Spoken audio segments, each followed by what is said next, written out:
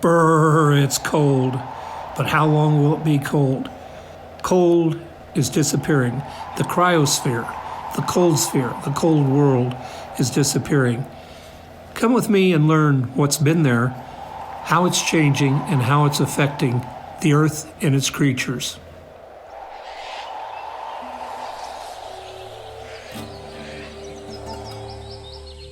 Welcome to The Trail Less Traveled, an adventure radio series and podcast dedicated to collecting stories and sounds from around the world in order to take you back to mankind's earliest form of entertainment, storytelling.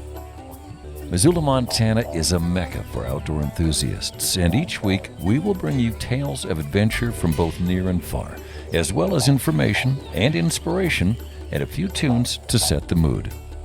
You can subscribe to the podcast and learn about our international outreach projects at traillesstraveled.net. And now, here's your host, international expedition guide, conservationist, and yogi, Mandela. Today, The Trail Less Traveled is being recorded with Dr. Jim Halfpenny. We're sitting down with him again, this time to talk about polar regions and climate change. Dr. Jim Halfpenny is the president of the Naturalist World, an ecological education company. He has tracked and worked on all 7 continents. He's written over 30 books. These days, he's focused more on carnivore ecology and the art of tracking in a non-invasive fashion. He worked for 17 years at the Institute of Arctic and Alpine Research. Jim, I would love to learn about what you have seen in all the time that you spent in polar regions. Well, my career has been rather frigid. The parlance of the Institute was cold, and I was allowed to do anything dealing with cold. For the Institute of Arctic and Alpine Research, that's taken me to both polar regions, high mountain regions, and also seasonal cold winter. And polar regions are a great favorite of mine, to say the least. Well, I was 21 working in Antarctica, and I'll save you a little trouble, that's 57 seasons ago. And I've been in the cold regions ever since then, and I've seen the change because I've got to go back to region after region. Now, in the Institute of Arctic and Alpine Research, we were doing the early research on climate change. My grants personally paid for, and I collected the atmospheric gases for the second longest atmospheric record in the world. And we made predictions back there in the late 70s, in the 80s. We were ridiculed. We were put down, we were called names. Everything we predicted for change then has already been far exceeded, and it's going to go farther yet. As we go north, in the mid-1970s, I explored the east coast of Greenland. And part of the expedition there was we had to go up over a peninsula of ice caps. We went over that peninsula on snowshoes in 3 days to cross the ice cap, carrying all of our gear to the other side. We got up to the point where it was snow in any direction you looked. There was no peaks, no anything above it.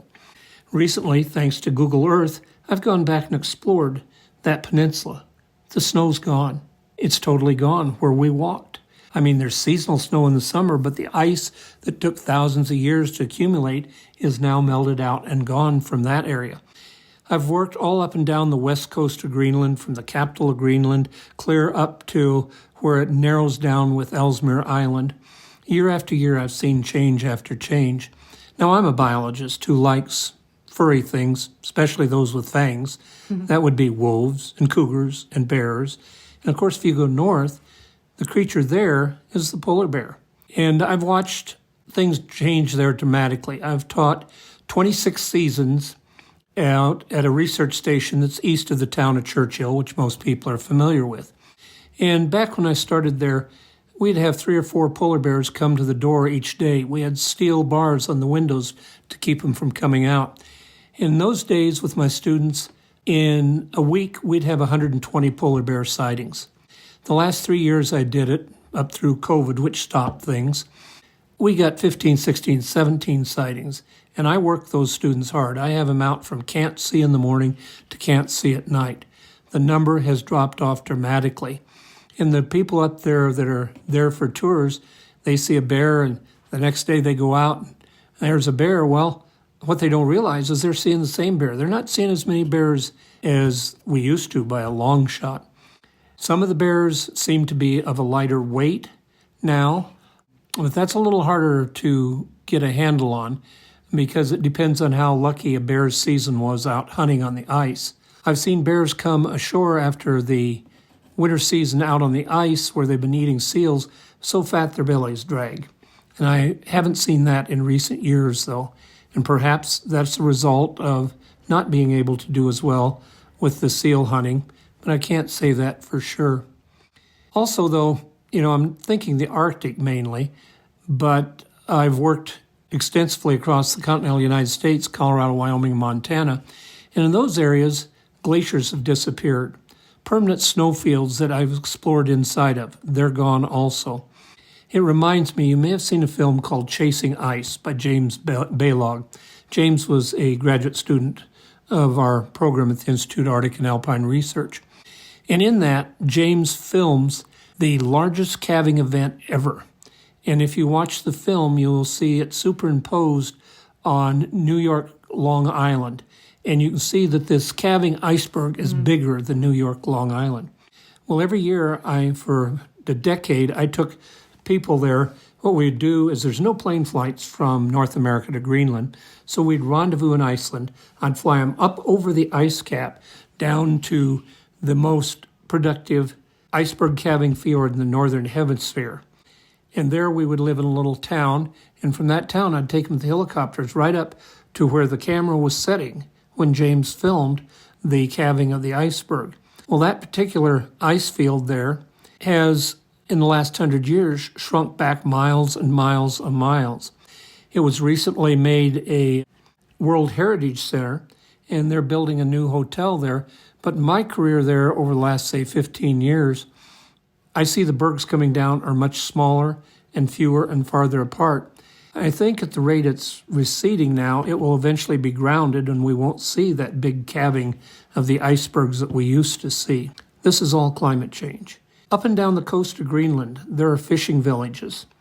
And I know of two in particular where the people just had to abandon their homes. These Inuits just left their homes and moved because the fishing had changed so, and the only place to sell their fish was farther up the coast, so they had to leave and move up there, again tied to the climate changing in that area. It scares me what I've seen up there and what I've seen in the Rocky Mountains too in terms of climate change. And from my work in Antarctica, where I did my master's thesis originally, everywhere that's cold is changing. We're losing cold. And right now we're dealing with the last cold, I like to call it. And I'm writing a book at the moment called The Last Cold. That book is not about a miracle cure for some virus. It's about our loss of cold in all the cold regions. That's the regions we call the cryosphere. Cryo, C-R-Y-O, for cold, the cryo regions, and we're losing it all over. Places that used to be solid frozen permafrost ground, permanently frozen ground, summer to summer that I've hiked on, now are mushy bogs. And with that mushy bog, we're seeing the release of methane gases.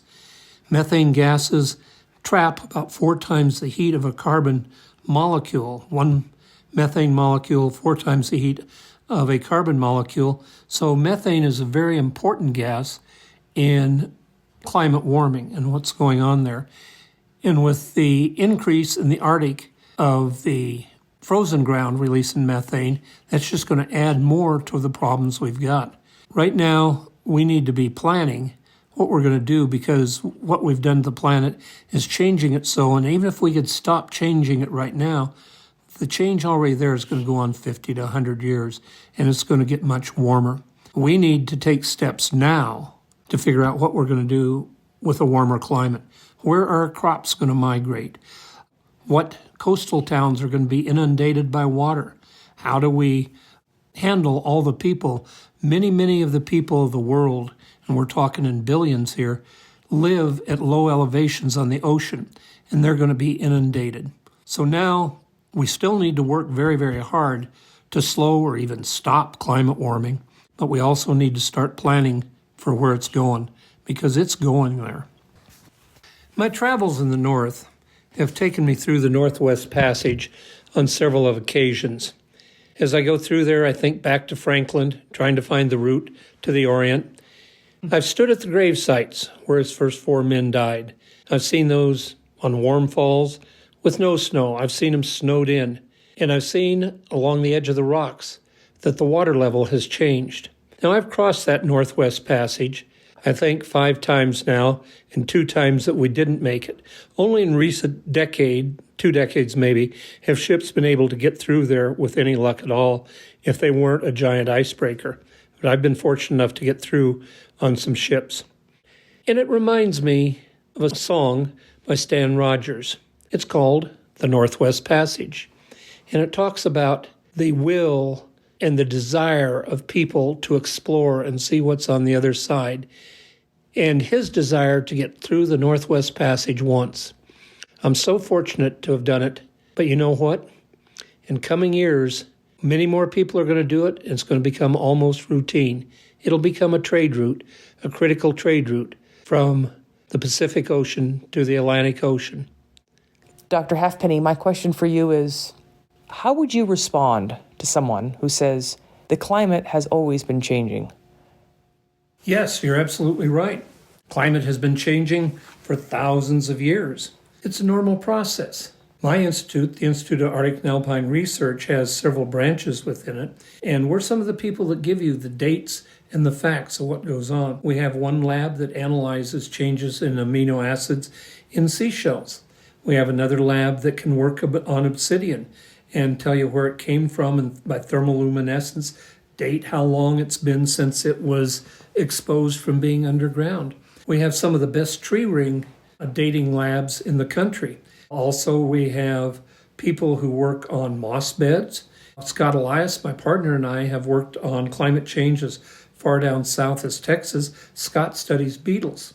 When the climate changes, let's say you're here in the Rocky Mountains, if it changed, a juniper might no longer be able to grow in the new climate, but the old juniper might live another 500 years putting out seeds, which would show up in the fossil record.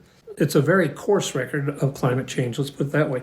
Why Scott works on beetles is if the climate starts to get warmer, beetle doesn't like that temperature, it pulls its wings out and flies away, and a new beetle flies in that likes that temperature regime. So by studying the beetles, we can get a much finer record of the climate change. Now here in Yellowstone, we have a cave out in Lamar Valley where we've gone down through there and looked at not only plant changes, but animal changes here in the greater Yellowstone ecosystem. There's absolutely no question climate changes. Our center was very instrumental in the preservation of ice cores from Greenland and Antarctica. And from the center, we see the National Snow and Ice Data Center and World Data Center A for glaciology developing where we keep those cores. Now, I've worked extensively in Greenland, and the cores in Greenland, they go down 2 miles or so, and now we've got cores that we can date that go back 800,000 years. And there's 4 major climate cycles in there. Now, one of the things you can do with an ice core is you go into a certain depth and you extract the gases in a bubble that are in there, and you analyze them. And the ratios of carbon dioxide and oxygen in there give you an indicator of what the temperature was at that time. So we have a pretty good surrogate indicator of temperature in the ice cores and on a shorter range of time on the seashells and the obsidian and the tree rings. So the record goes back 800,000 years, and it's getting to be pretty detailed now. Lots and lots of different studies from different areas. And the climate has changed. There's no question. Well, one of the interesting things is to study the carbon dioxide in reference to what the temperature was at that time.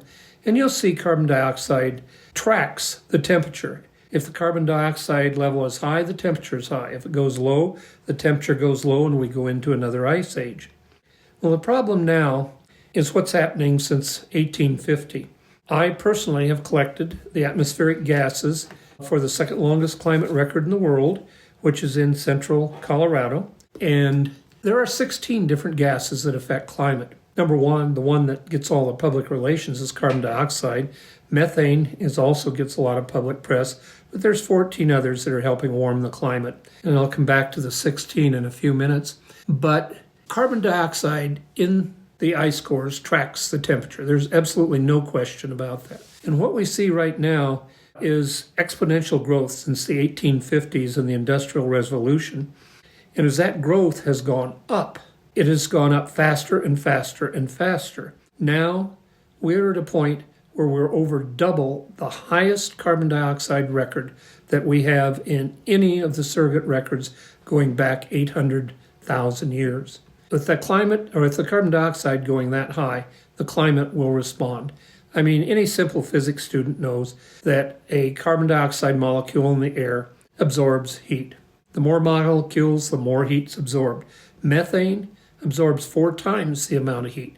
Now, those other 14 of the 16 gases I mentioned, they have their absorbing properties also. Sometimes I get a little discouraged, but I like to think, 3 of the 16 gases we have turned around our use on. Those include things like freon and chemicals that have names that are about, as wide as I can spread my fingers, fluorochloral hydrocarbons and so on. But 3 of them we've made some progress on, and we need to keep fighting to make progress on the carbon dioxide and the methane because they definitely track the temperature, and our temperature is going to catch up with where that carbon dioxide is right now, which is double the highest level we've ever had over 800,000 years, which encompasses 4 glacial ice ages.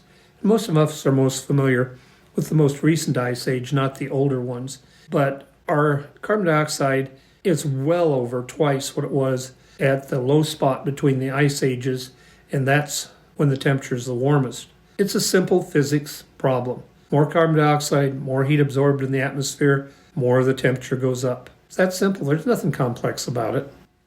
Dr. Halfpenny, what would you say to someone who says, well, we're buggered? What difference can I make? It's already past the point of the tipping point, as they say. I'd like to just insert this quote. I'm not sure who says it, but it's one of my favorites. Apathy is mankind's ticket to extinction. So what would you say to someone that says, we're buggered? We've already come past the tipping point. There's nothing I can do to change that. They're absolutely right. We have passed tipping points.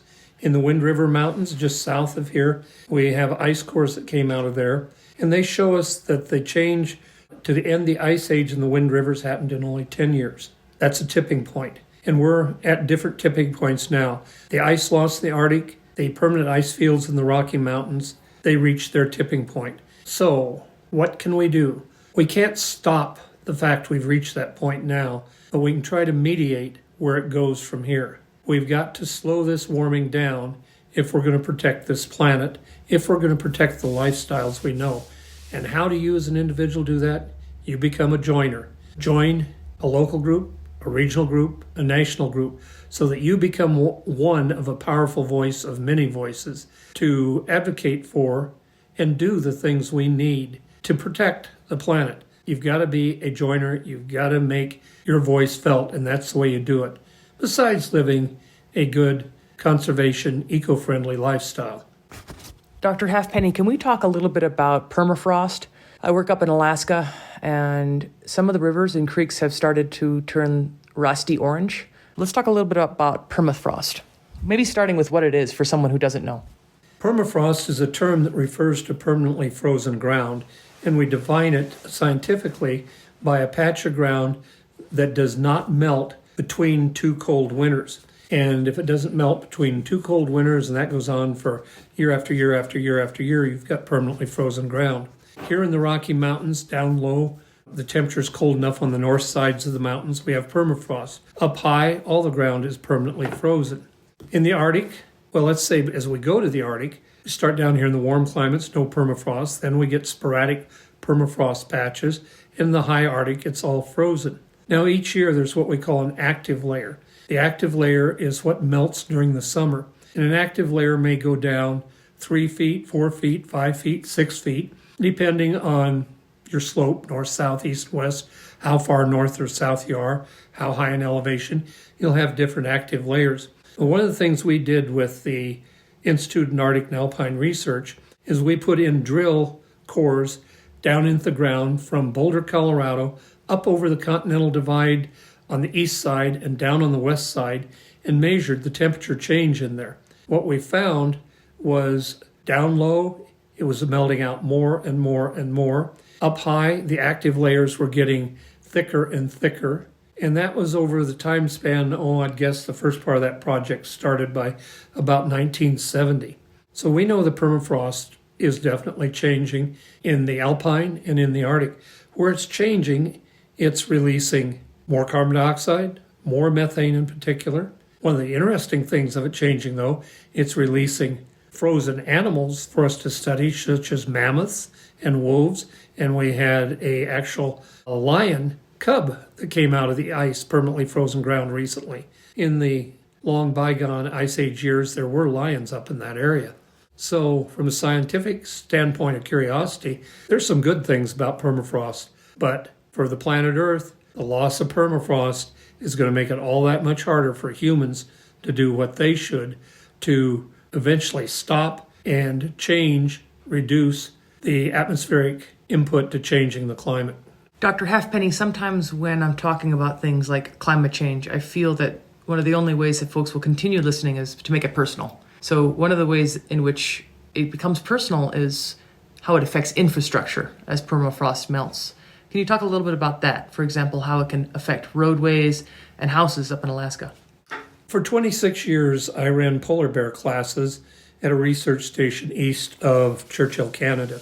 In the early years, I would meet my people at Winnipeg, and we'd get on the train at 10 o'clock at night, all that night on the train, all the next day, heading north as the boreal forest went from tall to smaller. And then we'd go into the second night, and we'd wake up on the next morning and look out to the east. The sun would be coming up over a perfectly flat landscape without a single tree there. We were north of the tree line. Well, that day you'd also get to Churchill, and we'd get out up there at Churchill. But along the way, you would see these tremendous structures on both sides of the road. They would be towers about 15 foot tall with metal fins sticking out, round, kind of imagine a round can full of all sorts of fins. And those metal tubes would go down and under the railroad tracks. The metal tubes with the fins were cooling apparatus to keep the permafrost from thawing under the railroad track. Well, now more and more it's thawing, and last time I checked, the train wasn't even running because they couldn't repair the track fast enough. Now, they may have got ahead of that problem now, I don't know, but that's 1,000 miles of rain track.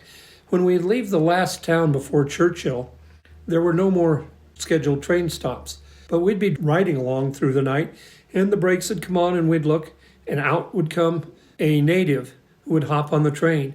A little bit farther along, the train would stop, and off would unload several natives carrying their groceries from the town.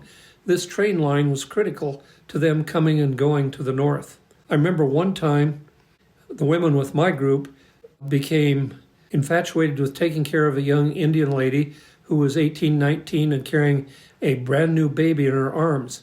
She had gone south to have her baby. As we gave north, the train is slower and slower, and we came to a broad, wide river, might have been a half mile wide or more. And she said, yep, my dad's going to pick me up here when we stop. And we could see that there was nobody there. And we said, well, where is she? And she pointed to a speck as far upstream on that river as you can imagine. She said, that's him coming. And against the wishes of all my folks, we unloaded her there and went on. And I sure hope her dad picked her up. To those people who I grew friends with in the far north, it's going to be a disaster. How will they get food? How will they come and go? They will go more into isolation up there, and resources for them will become spottier. In the north, another thing that we've seen, some of the old houses there are built on the ground, but now the permafrost is melting under them, and the houses are starting to tilt. So there was a second generation of that where they put houses up on short stilts. But now it's melting far enough down that the stilts are tilting and the houses are falling over.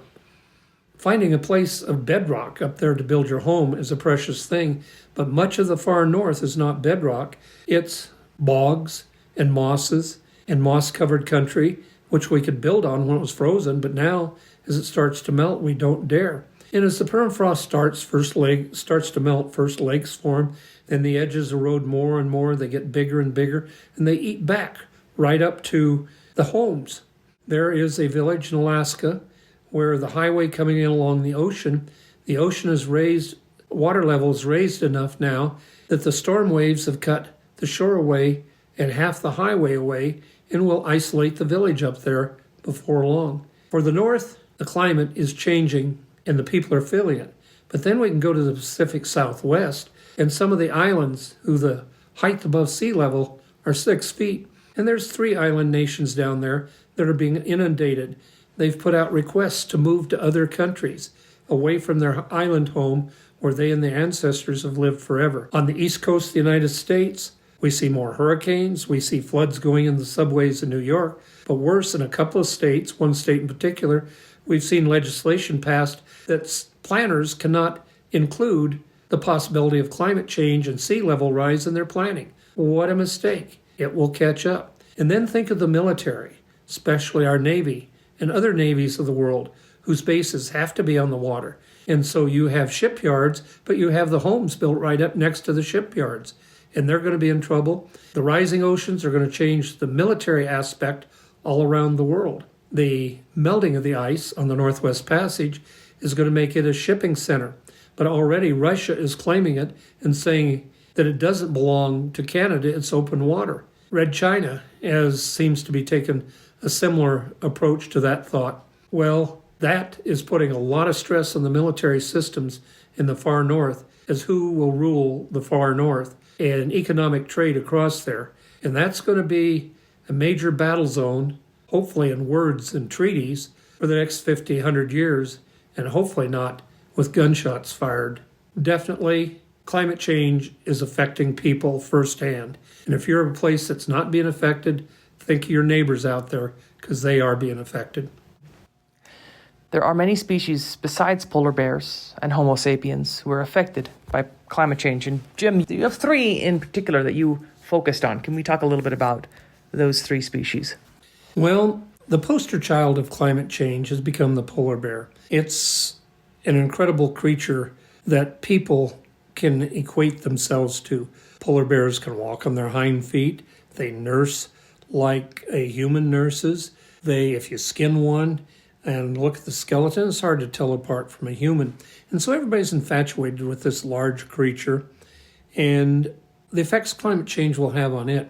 But there are other things, smaller creatures, that are also questioning what their future will be depending on the whole climate change scenario.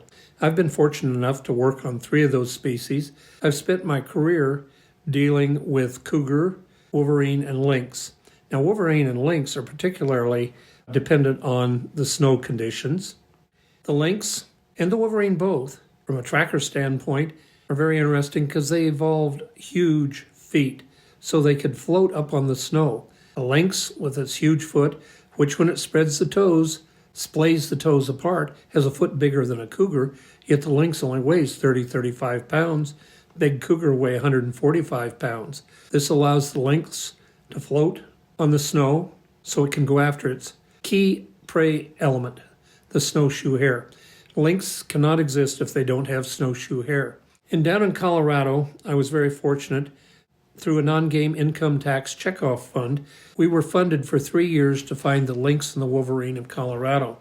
The lynx we documented were at the southern extent of their range, just at the Colorado-New Mexico border, about 10 miles down into New Mexico, are the last snowshoe hare that are found. And there's no lynx down there. We searched and searched in the San Juan Mountains, and we didn't find any lynx there. Then on the East Fork of the San Juan, we finally did find some. They were in the coldest climate, coldest weather regime you can imagine. We would snowmobile in at 8,000 feet, put on our skis and climb to 11,000 feet to dense spruce fir forest intermingled with aspen trees and open meadows.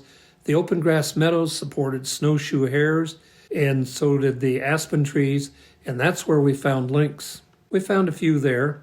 And then the East Fork of the San Juan proved to have some remaining at that point. But I also worked on Vail Ski Area. And Vail Ski Area at that time was going to double in size. and my job was to survey it for wolverine and lynx. And we did find lynx there. I would live on top of the ski area. I slept up there at night in one of the buildings, and in the morning they would haul me out behind a snowmobile. I'd ski jur on my skis behind it. They'd drop me, and I had to go out and explore these basins. And we did find lynx there. Well, the Colorado Division of Wildlife, that was its name then, wanted to take over the project, so I trained their people. And the next year, they got 9 lynx. And the next year, 3. And the next year, 1. Well, because of the inability of them to get further lynx, it was decided lynx had been extirpated in Colorado. And that was, of course, due to the fact it was getting warm there, and the amount of habitat that supported snowshoe hare had gone downhill. And thanks to that decision, then they were extirpated. The Colorado Division of Wildlife instigated bringing in lynx and trying to reestablish the population. And they brought in 4 major sets of lynx from Canada and released them in Colorado. And now we do have lynx there. We've had reproduction of baby lynx, so they seem to be surviving at the moment. Well, the story on wolverine is a little bit similar, except we never did prove a living wolverine there. I did prove that we had at least a couple that had died in somewhat recent years, and now the Colorado Division of Wildlife is looking at reintroducing wolverine. Again, the wolverine with its big feet are dependent on snow. They den up in the high altitude in the deep snowpacks where they can dig a deep den down there. And my fear is that we will be losing more and more of this. Will we have the habitat to support the lynx and wolverine? Well, that's your medium-sized carnivores. Let's look at somebody special that's smaller. That's the pika. Now, the pika, a member of the rabbit order. The rabbit order has 2 families, rabbits in one family, and the pika family, with only the pika here in North America. In the old world, there's about 13 species of pika. Well, pika definitely like the cold area. What they do, they don't hibernate, so all summer long, they collect hay, grass, and make it into hay piles to dry out, and then it's taken down underneath the boulder fields. When snow covers it in the winter, the pika run around in their tunnels in the boulder fields to eat on their hay. And when we're skiing across snowfields up in the high alpine, we'll hear them sometimes call out, ee, ee, a little call of the pike up there saying, who's that running around on my territory in the wintertime? But come summer, then the pika are out and about again. Well, I did an 11-year study on pika, where we looked at when the snow melted, when the flowers bloomed, and when the pika had their young. And what we found was snow was melting much earlier, flowers were blooming earlier, grass was getting green earlier and drying out earlier, and the pika over that time period also started having their babies earlier and earlier. Well, the problem is, if the grass dries out real early, will the pika be able to adapt and have their babies at a time when there's plenty of green grass to support the new young? There are other animals that migrate to the alpine tundra, birds of course, and they're counting on a season timing where they can lay their eggs and still have food to eat and provide for their youngsters. Will that food come earlier and be drying out by when it would normally be needed by these birds? There are a lot of indicators in the alpine countries that climate change affects a lot of animals, and like the polar bear is the candle in the coal mine, or the parakeet in the coal mine, whichever story you go with. They were both used to indicate oxygen was disappearing. The lynx, the wolverine, and the pika are indicators. Well, the parrots of the coal mine, let's just say that, there are indicators that the climate is changing, and we ought to be aware of that and think what we're going to do with the future. Dr. Halfpenny, why do you think the topic of climate change has become a political discussion much of the time? Money. Money is the reason that climate change has become such a political ball to be bounced around. People know that things are going to change. Even the people who say climate change isn't happening, they're aware, they know, and they know financially that's going to change a lot. Will we be able to grow as great of grain crops in the breadbasket of the central United States, or will that growth migrate north and the grape crops become more prevalent in Canada, thus taking the financial aspect away from the United States? What about all the damage that's being done? More hurricanes, more fires in California, more floods in New York. These cost money, and people do not like to have to deal with the fact that they might have to spend money in ways they don't like, such as moving their homes away from the coast. And what about insurance companies when we think about the money with climate change? Today, it was announced that State Farm Insurance Company has requested an emergency 22% increase in the fees that are paid by the people insuring their homes and vehicles in California because of the effect of all these fires that have gone on. Climate change is definitely tied to money, and those that are going to lose money for it just are simply in denial and therefore politically are against it. I find it very interesting that some of the same players who pushed cigarettes and tried to get us to ignore the health hazards of those also have pushed the fact that they say there's no climate change when they know there is. Dr. Halfpenny, I would like to take the last 5 minutes to just talk a little bit about bears and how bears are mitigating and adapting to a changing climate. Not just grizzly bears, but all species. Bears are a big creature with a lot of body to maintain heat. Not only that, they have this incredible coat of fur around them. Definitely bears, for the most part, are adapted to the colder regions. Now we have bears in the tropics, the sun bear, the sloth bear, and so on, but they're not as hairy, they're not as big and bulky as our grizzlies, as our brown bears, as our polar bears.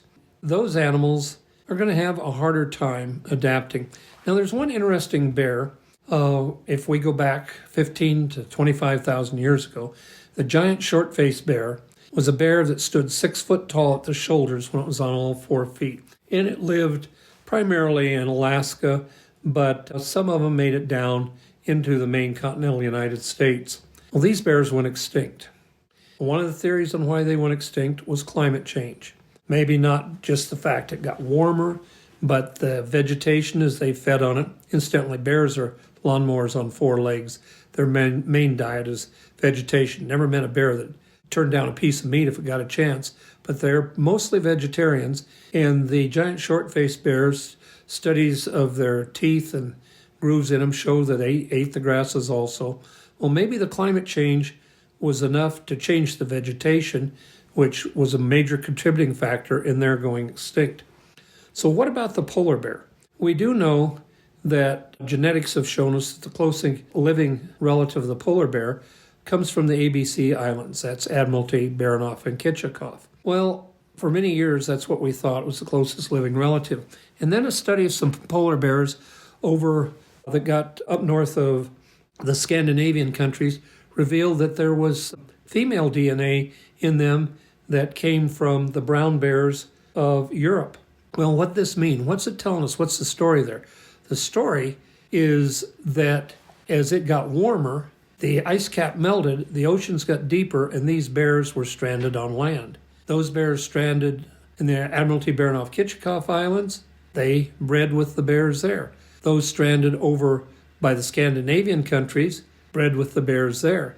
So the thing we call the polar bear definitely has genes from 2 other populations, and that's a result of climate warming at that time in the raising of the oceans. Well, if we get a raising of the ocean now, and the polar bears can't go out on the pack ice to hunt seal, will they be able to adapt to something else? In my experience, I've seen polar bears on islands feeding on the ducks and the duck eggs before the youngsters are able to fly. I've seen 3 occasions of polar bears taking down caribou, and that's an interesting prey item for it. All 3 cases, I didn't see the actual kill. I found them on the carcass and photographed it. I'd love to know if they laid in wait and did a short sprint and got them, or if they chased them. I don't know. But are there enough caribou they can get at, enough berries they can eat, enough grass they can eat to survive when the climate warms up? I don't know, but bears are incredibly adaptable, and I like to hope and think that they will be able to. Now, what about our grizzly bear? Grizzly bears originally occupied clear down into Mexico, way out in the Great Plains, and they disappeared. And I hear people say, oh, well, people hunted them and drove them back to the mountains. Well, our new genetic studies show that we didn't drive any bears back. We simply killed them off. And perhaps a lot of that death factor was due also to changing. Remember, we lost all the bison, and there were definitely bears that fed on bison. They didn't have to necessarily kill them, as they can even feed on a carcass. What were other population changes that might have affected the bears along with the arrival of people here and how we were hunting them? Are the grizzlies adaptable? You better believe they are. Could it get warm enough that they can't adapt? I don't know. We have projections of how the vegetation will change in Yellowstone, and one of the critical elements for the grizzly bear is the white bark pine. It's a member of the 5-needle pines that produce a seed the size of the tip of your little finger, and us humans eat seeds from that group of pines. We call them pinyon pines. But the bears exist on the white bark pines, and our white bark pines are dying off. We're at the southern limit. They're dying off dramatically, and by the year 2050, it's predicted that the population in the Rocky Mountains, Greater Yellowstone ecosystem is going to have dwindled to almost nothing. That's a made food source for the grizzly bear. Can they find other food sources? I don't know. They're adaptable. Bears are adaptable, but climate change is hitting them hard. That's the voice of Dr. Jim Halfpenny, the president of the Naturalist World, an ecological education company. He spent 17 years at the Institute of Arctic and Alpine Research, and he has tracked and worked on all 7 continents. Some of the products of that work has been over 30 books. It's been quite an honor to sit down with you and talk to you about climate change this evening. Thank you so much, Jim. Thank you, Mandela. It's been an honor to meet with you. Let's end the show by sharing some advice with whoever's listening out there regarding ways in which they can mitigate and adapt to a changing climate. Climate change affects all of us, and we need to do what we can. Good citizens recycle stuff, and we need to do that. We need to teach the young coming up to do that. We need to teach the young to respect and cherish and prize what we have, and to work towards making a better planet to stop the climate change. One of the best things you can do is be a joiner for local, national, regional organizations so that your voice becomes one of many voices to influence the politicians out there so that the managers can work and do their job. What song would you like to end your show with? Ron Caesar is an incredible musician. Probably the person whose music has affected me the most has been Ron. And Ron has a song called Arctic Dreams. And Arctic Dreams is the dream of going north, of seeing the far north. I took Ron north, and he wrote a supplement to that song that he experienced the north and how he fell in love with it. So Arctic Dreams is the song to go for.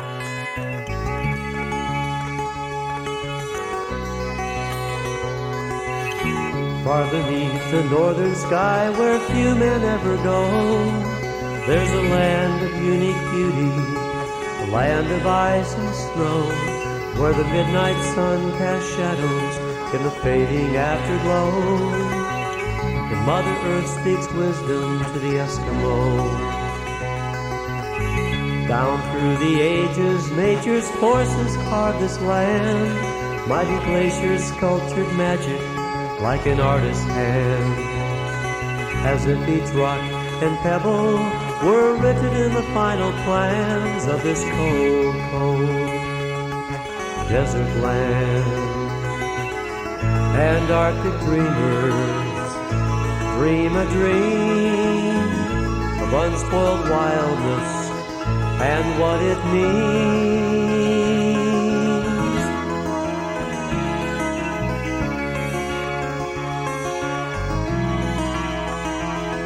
You can almost feel the footsteps of the ancient creatures there, the pounding hooves of caribou, the strength of the great white bear, and to hear the tune of a calling loon in the crisp, cold Arctic air.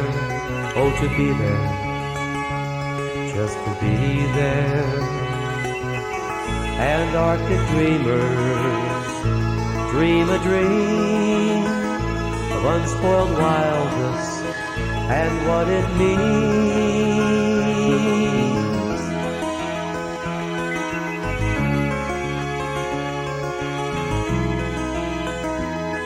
Where the white wolf stalks the lone musk ox and snowy owls hunt for prey, with lichened rocks and Arctic fox and icebergs in the bay.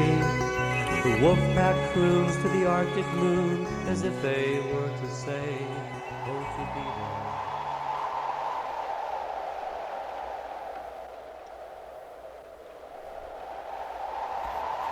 Hi, my name is Erin Vielbig. I am the Teaching Naturalist Coordinator for the Montana Natural History Center.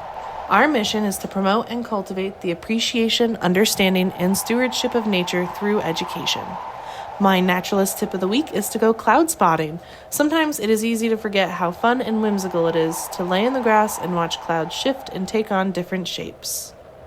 For more information and to become a member of the Montana Natural History Center, visit montananaturalist.org. That's montananaturalist.org.